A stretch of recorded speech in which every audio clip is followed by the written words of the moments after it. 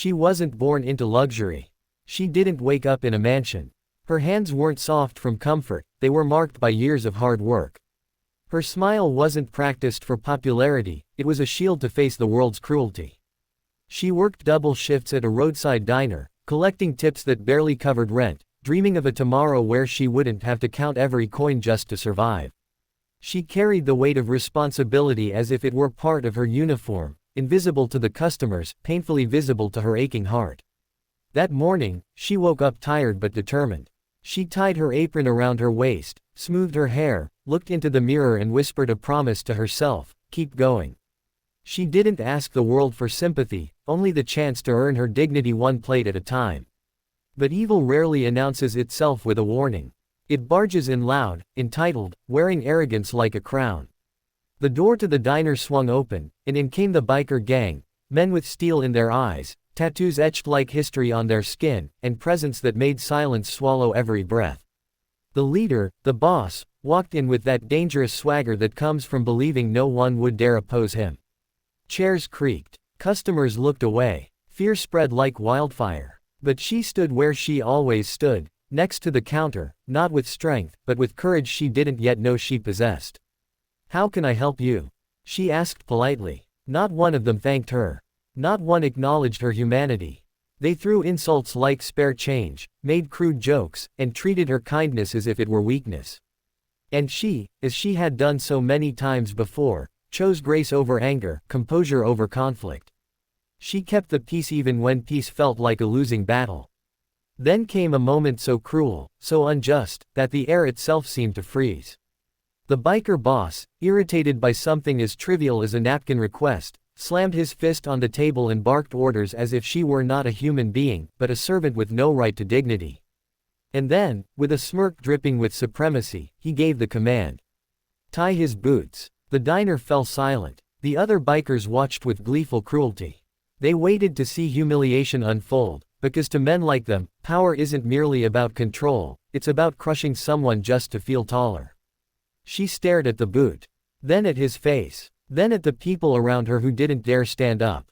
She felt years of swallowed pride rise in her throat like fire. She felt every insult society had ever given her, because of her race, her gender, her job, gather inside her heart. Her hands trembled not with fear, but with rage she had never allowed to surface. She knew that if she bent down, if she obeyed, if she tied that boot, she wouldn't just be tying a knot. She would be tying herself into chains. She would be declaring that she was less. That she deserved humiliation. And her soul refused. "No," she said, a single word, but powerful enough to shake the room. The boss erupted. He screamed, pointing as if his authority were unquestionable, as if the world belonged to him and men like him. "Do what I told you." Again she breathed deeply. Again she summoned every drop of courage inside her. "I am a waitress," she said slowly. "Not your servant. Not your toy. Not someone you get to step on." The bikers laughed, because cowards laugh when they feel threatened. Before he could react further, the door opened once again. This time, it wasn't fear that entered. It was justice. Another group approached, not loud, not intimidating, just calm, confident, and wearing jackets that bore a different symbol. They were known in the community, protectors of the weak, defenders of dignity. They had heard what was happening, and unlike the silent crowd, they refused to sit and watch a woman be stripped of her worth. "Is there a problem?" their leader asked, voice steady as steel. The biker boss sneered, ready for a fight. But the moment his eyes met theirs, for the first time, doubt flickered. He felt the shift, power was no longer on his side. They stood between her and the threat, not because she was helpless, but because true strength recognizes when someone deserves protection. She said no, the defender repeated firmly. "So you sit down. You finish your meal. And you leave her alone." The diner held its breath. The boss, realizing his audience had shifted, leaned back with forced bravado. But respect, the kind earned by humanity and strength, was now on her side. He muttered curses, but he didn't give another command. He didn't dare. Because that day, the one he thought was weakest revealed a bravery he could never match. She didn't shout. She didn't strike. She didn't seek revenge. She simply stood her ground. The defenders ordered coffee, not because they needed to, but to show her she wasn't alone.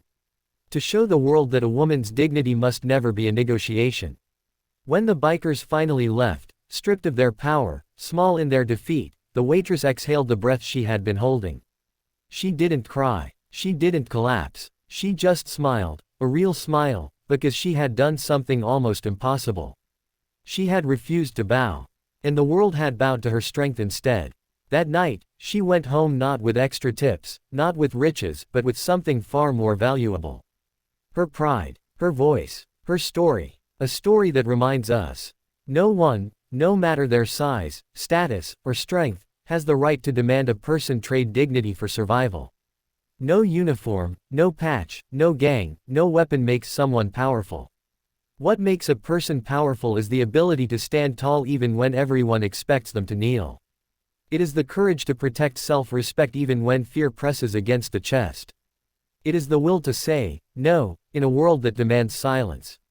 We live in a society where far too often, those who work the hardest are treated the worst. Where those who serve are seen as less. Where race and status are used like weapons. And it must end. Every human being deserves respect. Every job has worth. Every voice holds weight. That waitress wasn't a hero because someone came to defend her. She was a hero because she defended herself, long before anyone else stepped in. Her courage sparked their courage. That is leadership. That is power. That is victory. To the ones who have ever been belittled. To the ones who have ever been told to kneel. To the ones who work tirelessly and are treated as invisible. Remember her story. Remember that silence protects the oppressor, never the oppressed. Remember that your worth is not defined by a paycheck or a title. Remember that sometimes a single word, no, can shake the world. Tonight, lift your head high. Walk with dignity. Stand with the knowledge that within you lives a strength that no bully can break. Let this be a warning to those who thrive on dominance. Your power ends the moment someone refuses to give you permission to use it. And let it be a promise to those who fight silently every day. There will always be someone, somewhere, who will stand with you. There will always be justice waiting for the moment courage calls it forward. The waitress didn't just protect herself that day. She protected dignity. She protected humanity. She protected the future of every person who has ever been ordered to kneel. Even when the world tries to push you to the ground, stay standing. Because your courage can change everything.